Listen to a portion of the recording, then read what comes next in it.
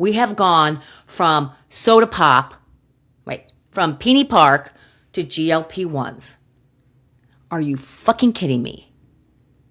What is next? I never ever thought in my life there would be the magic pill for weight loss. Welcome to the Let's Talk Shit podcast. I am your host, Lisa Garrett. I am a wife, mom of 4 boys, 2 German shepherds, and I'm a gut and psychology practitioner. Look, I know you've done all the things with diet and exercise, and I also know that your health means the world to you. I'm going to show you how your gut health is the game changer to your weight, your confidence, and your stamina. So if you're ready to become the shit in your life, then let's jump in. Hey everybody, welcome back to another episode of Let's Talk Shit. Today I'm sporting my Peony Park t-shirt. If you lived in Omaha, then you know what Peony Park was. An amusement park, they had a big ballroom, they had an outdoor picnic area. I worked there for 3 summers in high school. I'm just going to say best summers of my life. Just so fun. And so as I was, wearing this today and it's hot here in Omaha, I was thinking about life in the 80s and what I ate and how starkly different our food is. So I thought, you know what? I'm going to do a podcast on foods in the 80s just to take you down memory lane. I know you know these things, but you might not know when certain foods were born and why, and the correlation to obesity that's happening right now. It makes you wonder, was this all the grand plan all along? One word comes to mind, little conspiracy, but I'm not going to go over there. Okay, so in the 80s, I was a teenager. I was in high school from 1980 to 1984. I'm sorry, but the best decade of ever. Best decade. And back then, I want to break this down into certain areas. So I want to talk about pop, soda pop, okay? Back then, I was a big Mountain Dew drinker. I would get a Big Mac, fries, McDonald's Land cookies, a vanilla shake, and a Mountain Dew. I ate all of those things a junior in high school. And I actually weighed my highest weight when I was a junior in high school. Something about getting your license and being able to hit a fast food restaurant whenever you want is liberating for a teenager. We, in my family, did not grow up with a lot of fast food. We didn't eat out. It wasn't a thing for families to get pizza every night or get McDonald's. I mean, those were real treats to get a Pizza Hut pizza or to hit McDonald's. That wasn't something that was a given in my family. And I don't think it was a given in many families. You had women, moms, who some were working, some weren't. But when women decided to go back to work in the 60s, okay, and the 70s, Hamburger Helper, things like that were born to help women get dinner on the table faster because they weren't in the house preparing like June Cleaver with the apron, so they needed some shortcuts. So those kind of foods were born. Well, a working mom didn't hit a drive-through and grab a pizza. She would more than likely grab a Hamburger Helper or get a frozen pizza, which I don't even know if they were a thing back in the 80s that you could buy them in the store. I don't remember. I wasn't into it. But it just, hitting the drive-through wasn't a thing in the 80s. It just wasn't. So let's talk about soda pop. First of all, a typical bottle of pop, was 6.5 to 8 ounces back in the 80s. I had to write some notes down to remember all these numbers. I'm not a numbers person, so I can't remember them. But now the sodas are anywhere from 20 ounces plus. I mean, look at this blender bottle, 20 ounces of water. In 1980, I would have never had 20 ounces of water. I would have had a big gulp from 7-Eleven, though. That was kind of a thing. I do remember that. Or we would get like soda from the fountain at Peony Park, something like that. but nobody walked around with water. Nobody was like drinking water. It was so weird. But the other thing about pop is that Americans weren't drinking near in the 80s what they're drinking now. It says here that Americans drank 25 to 30 gallons a year of soft drinks in 1980. Today it peaked much higher before slightly declining. Why is soda declining? Because I think you have more coffee drinkers. I think we just replaced soda pop with coffee because my kids' generation, like my kids are not pop drinkers at all. At all. When we took them to dinner and we'd say, oh, we need 4 kids' meals, I would get them the chocolate milk or the juice, which was the same as pop, let's be honest. But if we went out to dinner and they got like the taco meal or the hamburger meal for the kids, and it came with a little plastic cup with soda, I would always say, fill it with water. And my kids were like, why would you do that? We wanted the pop. Well, because I knew if they drank the pop, which they brought right away to the table, that they would never eat their food. And what a freaking waste of money that is. Because eating out was for us expensive. It was for us. I still came at it from this is not an everyday thing. This is, as they got older, we kind of did it more though. It's just like became the thing for people my generation raising kids. Here's the other thing about pop that's so interesting. Pepsi Cola, I think was around before Coke. I'm not sure about that. But at any rate, they used cane sugar in sodas when I was a kid. So Shasta and Pepsi, all that had cane sugar until that was replaced by high fructose corn syrup in the 70s. And I think Pepsi was the leader on this, who said we can produce a bigger yield of pop, okay? And it will cost less money because high fructose corn syrup is a chemical. So we don't have to rely on getting this cane sugar from wherever they would get it. Plus, they found out it's like 70 times more addictive. And Pepsi was like, sign me up. That is what really changed the scope of pop, was that people were drinking Coke, whether it was 8 ounces or 20 ounces, and people started to balloon because high fructose corn syrup is inflammatory, much more addicting, and anything that's inflammatory produces more sugar cravings. So that sent people down a road of wanting to eat more and more of it. Okay, so pop was a game changer. I still remember when Mountain Dew was born, I was like, this shit is great. It is so freaking good. Loved it. Loved it. Loved the color. Loved the carbonation. Now, I haven't had a Mountain Dew in, 30 years, something like that, maybe longer. I can't even stomach pop. Really, I can't stomach it because it's so chemical. Now, in the 90s, okay, you remember Tab. My mom drank Tab.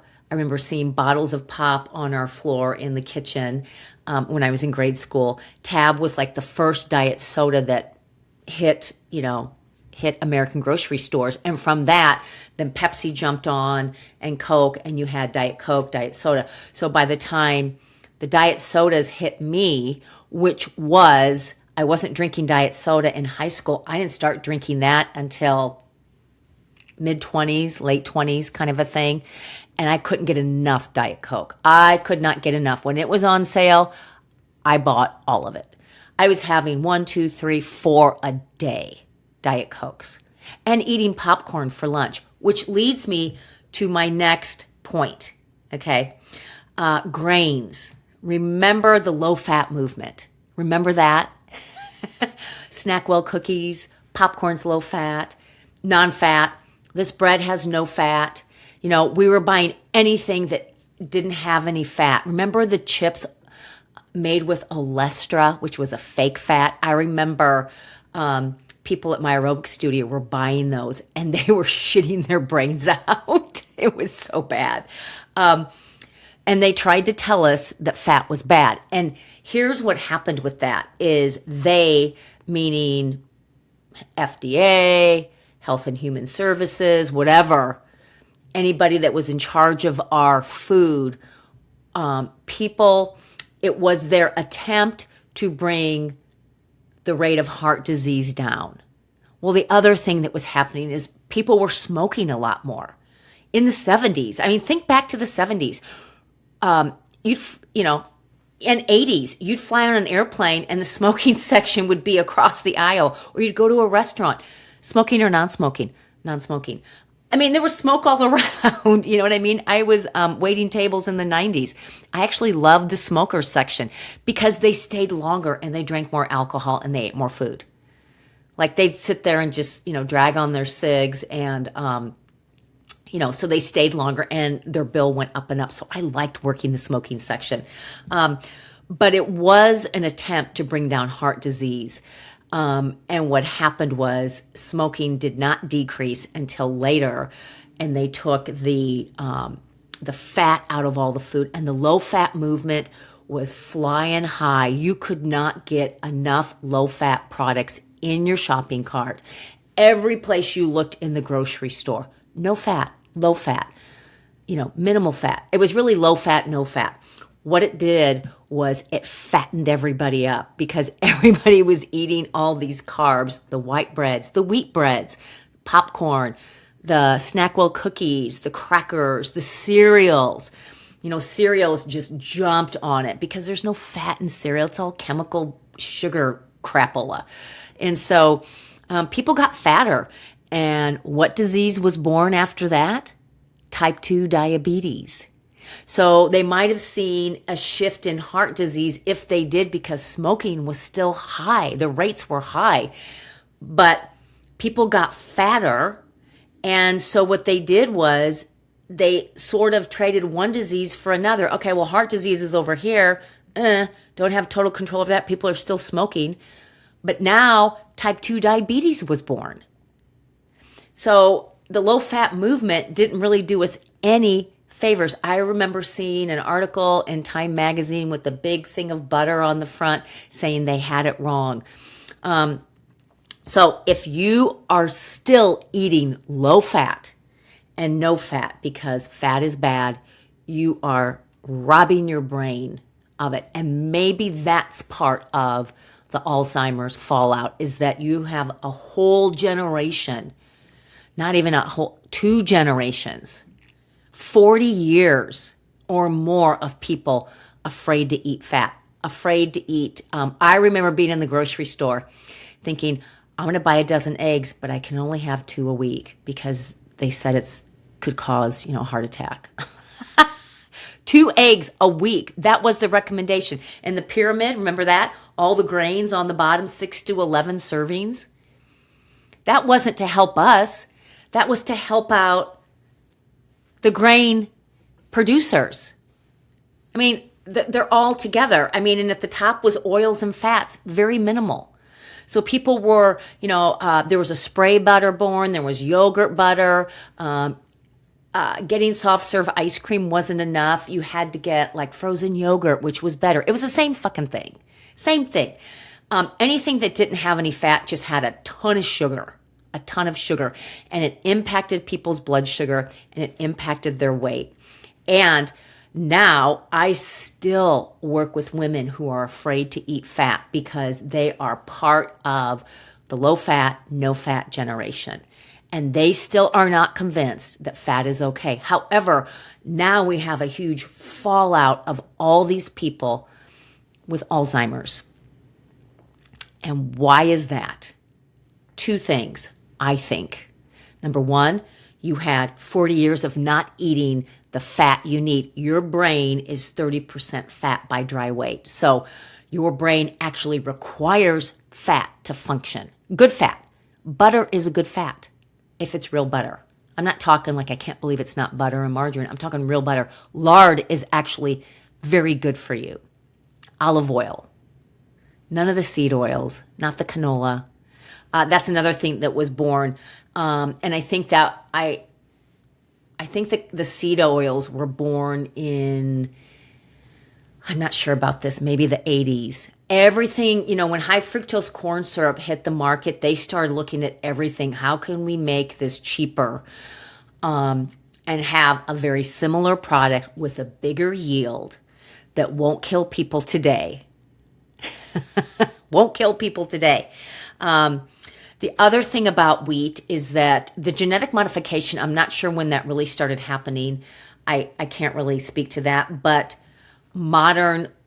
somewhere in the 80s, the wheat started changing. It might have been late 70s, early 80s, but they started doing modern wheat processing, hybridization. The non-GMO thing, I'm not sure when that was much later. I mean, the labeling came later, but they knew they could take a seed and split it and create a genetic modification of that seed, again, to produce a bigger yield. And unfortunately, in splitting the seed means our body doesn't recognize it, makes it difficult to process, which is part of the reason why, again, I think there are so many people with so many gut issues, is that they started eating this, modern wheat that was split and genetically modified, and we just kept eating it and ignoring, and everybody's just because that's all that was available. Remember the honey wheat bread that you'd get at Subway in the 90s? Well, that was all in the 80s too.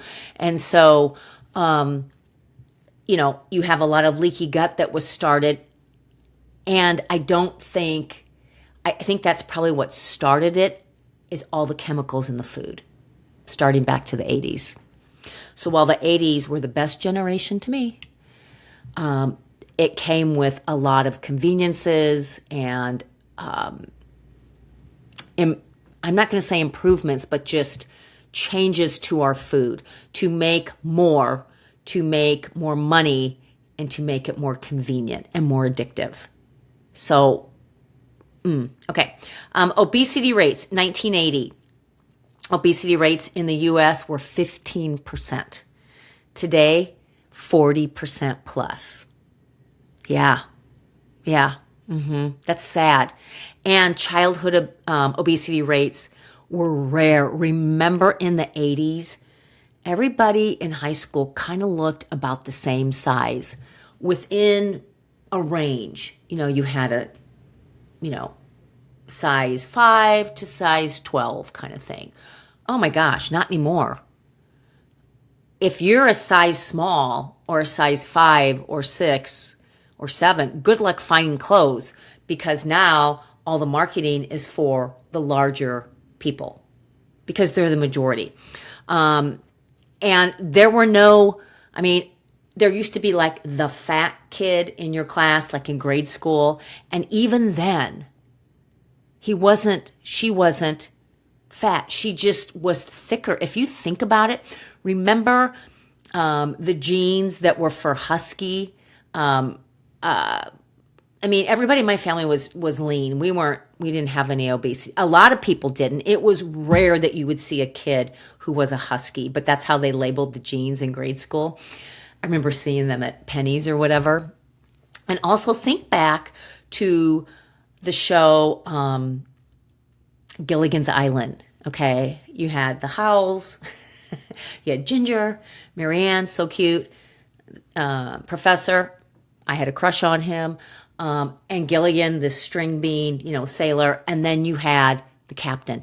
The captain was considered fat, and you look back at Gilligan's Island now, that guy doesn't look fat. He looks like he's a little chunky, but by today's standards, he's not fat at all. I bet his BMI is totally okay. But so they've moved the goalpost on standards for obesity. I was just in Florida and I saw a whole family of morbidly obese people. The grandfather, the son, the daughter or the wife, I don't know, and then the boy. Now, there was a grandmother, and she was petite. She had really cute, short, kind of Dorothy Hamill, short, like gray hair. She had darling hair, and she had a really cute swimsuit on. She was not fat. But the men were so fat, they had breasts that were hanging down to their armpits. Like these are like 400-pound people. And I just looked at that and I thought, oh my gosh, how is that happening? And how are you passing this down to that boy? You know what I'm saying? But back in the 80s, you would have never seen that. That person would have been at the fat farm or whatever in the hospital. You would have never seen that. So today's standards, and I looked at them and I thought, he's a heart attack waiting to happen. He's a heart attack waiting to happen. She probably has PCOS or type 2 diabetes, or she's young enough and she had a bikini on and a lot of rolls in the middle. People don't care. That's fine, whatever. And she had, really cute hair, and actually I liked her swimsuit. It was cute. But I thought, oh my gosh, the apple frame, you know what I mean? And the thinner legs totally speaks to type 2 diabetes. And the bigger calves on women speaks to PCOS, so a major hormonal imbalance. And all I could think of, I just wanted to go over there and go, my gosh, can I help you all? This is a runaway train with all of you. And the sad thing is you're passing it down to this boy who looks like he's 12. No, no, no, and no. It is not okay. And I don't know anything about these people. They seem to be having a good time. But I just wanted to say, no. Make some changes. And the parents of this boy, like, you're both morbidly obese. He is. Get some help. It's almost child abuse that you're not helping a child who is so fucking fat. His chin, his head was just sitting back into his neck. I was like, dang. He's young now. He has time to reverse it. And the mom looked like she was probably in her 30s. And I thought, I bet you her labs came back okay. Because that's the thing too, is that the labs that you get when you're overweight don't always show. There's plenty of people I've talked to. My labs are fine. Or I've worked with parents who have children and they're overweight. And the doctor says, well, you're 240 some pounds, but your labs are clean. So what does a person say? Well, I can't be that bad if 240, first of all, there's other people around you that are 240 pounds. 240 pounds is not that big of a deal in today's world. It's not. 240 pounds for a man or a woman is not that big of a deal. We're so used to seeing heavy people. But the labs are clear, which I have to question the labs. Are they really clear? Are we moving the goalposts there? Are we changing? Because now, with the absolute convenience of all the GLP-1s, people have access to that. So now, they can take a medication to lose the weight, and now they become a forever patient. Do you see where all this is going? We have gone from soda pop, from Peony Park, to GLP-1s. Are you fucking kidding me? What is next? I never ever thought in my life there would be the magic pill for weight loss. So a friend of mine wants to get on a GLP-1. She's been through a lot, has a lot of health issues, and just doesn't have it in her to do the work. That is totally fair. Doesn't have it in her. Can't lose weight, doesn't eat a whole lot, on some meds, has had some life changing surgeries, and I'm not going to go into it in case she listens. I'm talking about you. So she tells me I have an appointment for a GLP-1. I said, great. Because she didn't want to do it. And I said, you know what? You need to feel good about yourself. Just, go see your doctor with all of your health history and have your doctor follow it. Okay, that's what I said. Well, she made an appointment with, I think, at a med spa. And I became irate. What are you thinking? Don't you dare go to that med spa. I go, better yet, take me with you. And she was like, no, I'm not taking you with me. I go, no, let me go with you. We'll look like lesbians. I don't know why I said that. Doesn't matter. But I would be like, listen, I need you to talk to your doctor who oversees your health. She has some gut issues. She has some neurological things go on. You need a doctor looking at this, not some young girl at a med spa who's a salesperson who doesn't know shit about your health history and doesn't give two shits. And all she's going to do is sell you the GLP-1 in an injection or a pill and then a plethora of supplements because they know it's going to fuck up your gut. So you're going to get tacked on, $1,000 worth of supplements plus the GLP-1. And you will be on it forever. Now you are the forever patient. So she's going to change her appointment and go see her doctor because I wanted her to go, but I wanted to go with her because I thought it would be some awesome content. And I was going to drill the shit out of them about why, who, all of it. I was just going to be that obnoxious. And she didn't want to deal with that, which I don't blame her. She doesn't like that. I'm surprised we're friends because she has seen it and she just like, oh my gosh, there she goes. So, okay, couple other things. So do you see where all this has gone? Does it not make you think that maybe this was a big experiment that's gone wrong that actually now they can fix with the GLP-1s and they win every day because you are becoming the forever patient?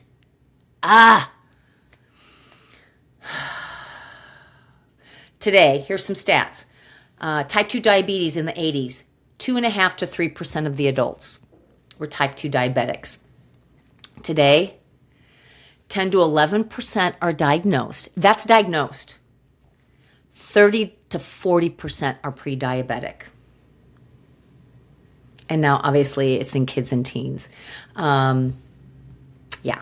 Smoking rates were 33, 35%. Today, it's 11 to 13%. Less people are smoking cigarettes, but we all know what other people are smoking. They've just moved on to a different drug, okay? They're still smoking, just not cigarettes. And they're vaping, and they're doing patches and all of that. And they're doing the Zen and all that. It's just, they just found other avenues, so I don't even trust that. In the 80s, the leading cause of death was heart disease, which I said was their attempt, right, to bring heart disease down and knock out smoking, but it didn't work. Cancer, stroke, accidents, and chronic lung disease, which was related to smoking. I think you're going to see the fallout of the lung disease more and more and more with the vapes, with all the things that people, gum disease, putting the Zins like in here, those nicotine pouches, all of that. I mean, we found other ways to get the same thing. And really, maybe the cigarette wasn't as bad as all these other things. I mean, you're smoking through plastic. Remember the Juuls? You don't even see Juuls anymore. Well, those are freaking dangerous. Not only are you inhaling nicotine, but you're inhaling microplastics, okay?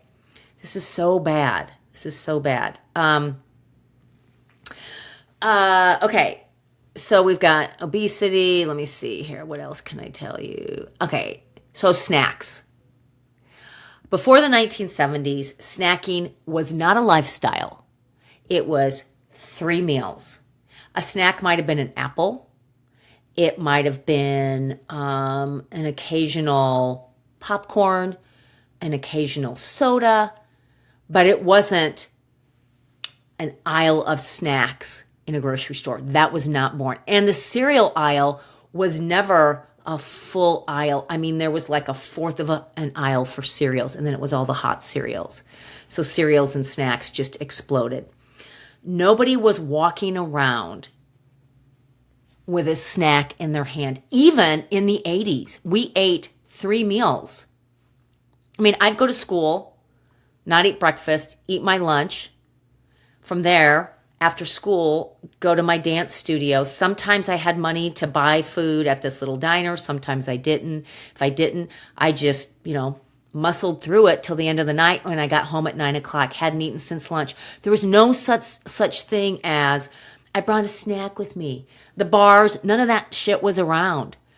But the other thing that helped us with, if you think about it, we were fasting.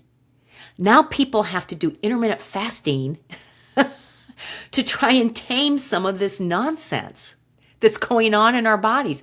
And so in eating 3 meals or 2 meals for some people, or 1, depending on what you were doing in your life, it made us more insulin sensitive. Instead of today, we're eating 3 meals, 3 snacks, 3 extra snacks, blah, blah, blah, blah, blah. Nobody's without food. That actually keeps you insulin resistant, because the more that you're bringing these snacks in, depending on if it's a bar, if it's, crackers or whatever it is, it's going to make your insulin, your blood sugar spike. Insulin has to come in and bring it back down. And every time you have that going on, you run the risk of fat storage, and insulin, your body becomes very resistant to it. That's how type 2 diabetes is born in the body. And so one of the best things that you can do now is to really just eat meals. Ignore the snacks. Do we even know what it's like to be hungry? Do yourself a favor. Tonight, eat dinner. Don't eat anything after dinner, and fast until lunch tomorrow. Let yourself actually get hungry.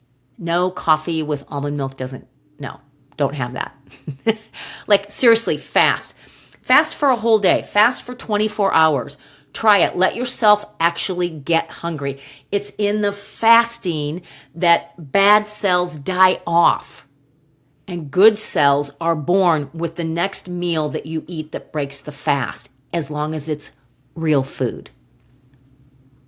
So fasting makes you insulin sensitive. That's what you want to starve off these, chronic diseases, because they all start with inflammation. And if you have these heavy sugar cravings, you've got something going on in your gut, something big.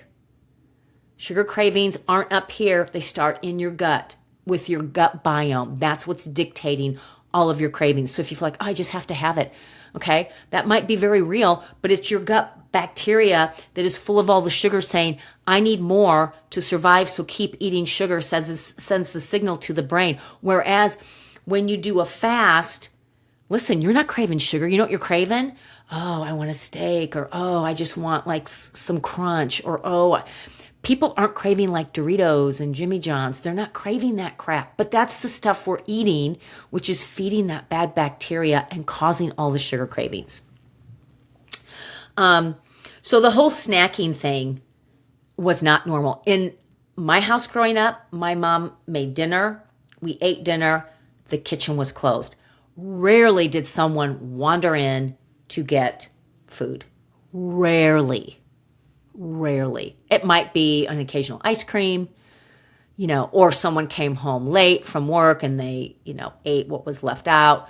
But I mean, my mom would seriously shut the lights off, which wasn't a bad thing. I did it with my kids. And I did it because I didn't want to clean up another mess, but really it's helped them as young men to eat in the light. So from the time you get up until the time, dinner, that's your eating window. Nobody needs to be eating at 10 o'clock or 2 in the morning. And for people who work shift hours at that time, man, your whole circadian rhythm is back. And I get it, because you do have to eat.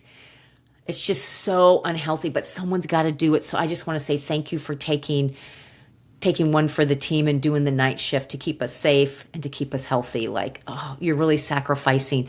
And if you can rotate out of that and let someone else take that torch, that would really be healthy for you. Let's see. I want to look at something else.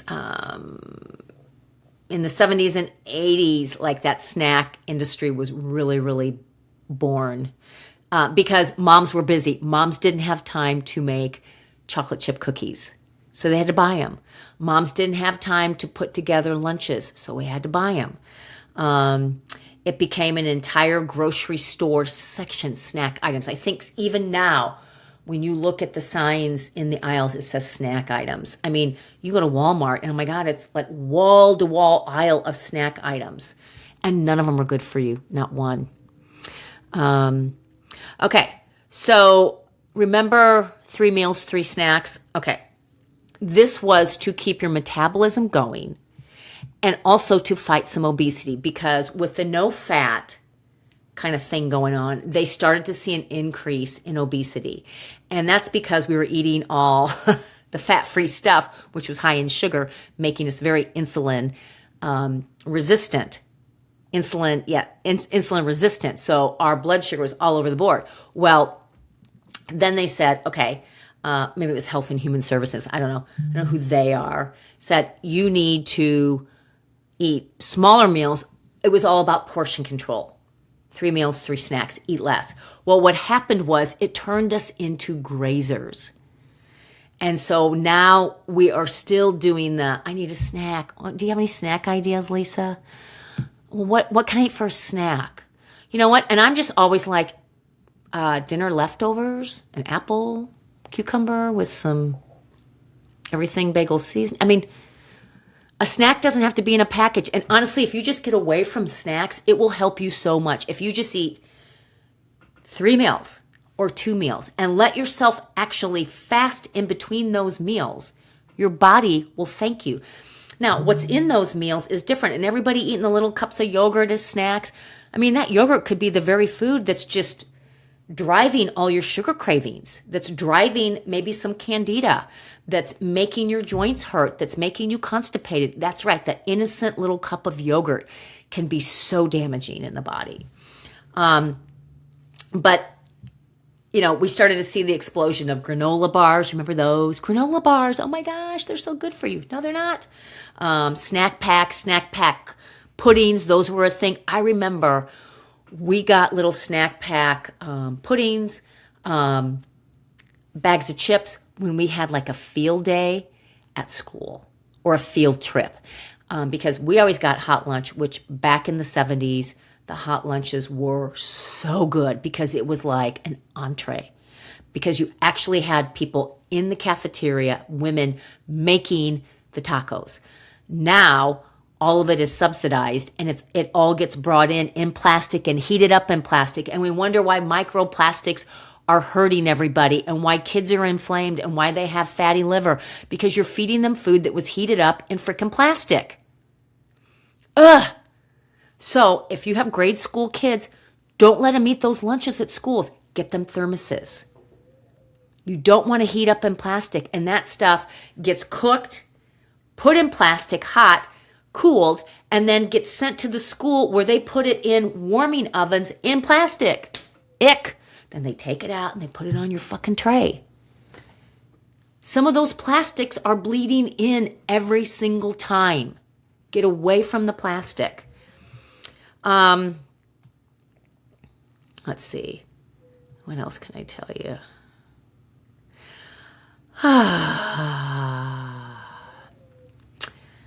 Hang on a second. So, the goals for your diet have flipped with the new pyramid. And I think if it stays in place, we will see things shift. This is a threat to all the GLP-1s and that whole industry, because that means if people shift the pyramid and follow it, they will become more insulin sensitive and they will lose weight naturally and they won't need the GLP-1s, which puts a lot of med spas, doctors, salespeople out of business for that, because you're doing the work yourself. So when you think about what should I be eating, and I'm overstimulated with all this information on Instagram and TikTok, and I don't know what's right, and eggs used to be blah, blah, blah. Go back to the 80s. We were eating eggs. We were eating real food. Our wheat was not genetically modified. You can find all these things now. You can find soda pop that's made with cane sugar if you really want it. It's pretty dang sweet. Like, I used to buy the boys bottles of pop, like root beer, the little 6-pack, and we'd have root beer floats, but I'd buy real root beer that had made with cane sugar. Oh, so sweet, but so good because it came in a glass bottle. That's the other thing. All the water that's in plastic bottles, all the sodas in plastic bottles, all the coffee in the to-go coffee things, that is not cardboard, that is plastic. Otherwise, it would fall apart with a hot liquid. So go back to where you didn't have all the microplastics. Go back to when you weren't snacking. Go back to when you ate 3 meals and maybe you had to skip lunch because of whatever. It's not the worst thing that can happen to you. Go back to when you actually felt real hunger and not, that sounds good and I'm craving, but real hunger. How many times do you feel real hunger? Like, how many times? I mean, I'm guilty of it too. Let yourself actually get hungry. And then from there, if your body says, oh, girl, go get those Doritos, then you know your bacteria needs work. And that's where you come into my program. Let's fix your gut. Nobody ever says, why did I heal my gut? What a bad idea. Because sugar cravings, weight, skin, energy, joint, all that stuff improves. And when your immune system is sitting in your gut, 70% of it, you freaking need it to work overtime for you because we are being bombarded with plastics, seed oils, pollution, gimmicks, all kinds of gimmicks. Don't buy into the gimmicks. Go back to the basics. I hope this landed with you. I'm going to go and sport my t-shirt around town now, because I'm a Peony Park alumni. Until next time. Hey, before you go, would you like to receive my ultimate gut repair guide for free? This guide has everything you need to know about leaky gut, what's causing it, how it's affecting your daily life, a meal plan, and 5 ways you can start healing your gut today. This is the same framework that my VIP clients use when they start healing their gut. It's amazing. All you have to do is leave an honest review of Let's Talk Shit, screenshot it, share it to your Instagram stories, and tag me at Lisa Garrett Nutrition. I hope today's episode inspired you to make some shit happen in your life because you're freaking awesome. And I cannot wait to connect with you next time on Let's Talk Shit.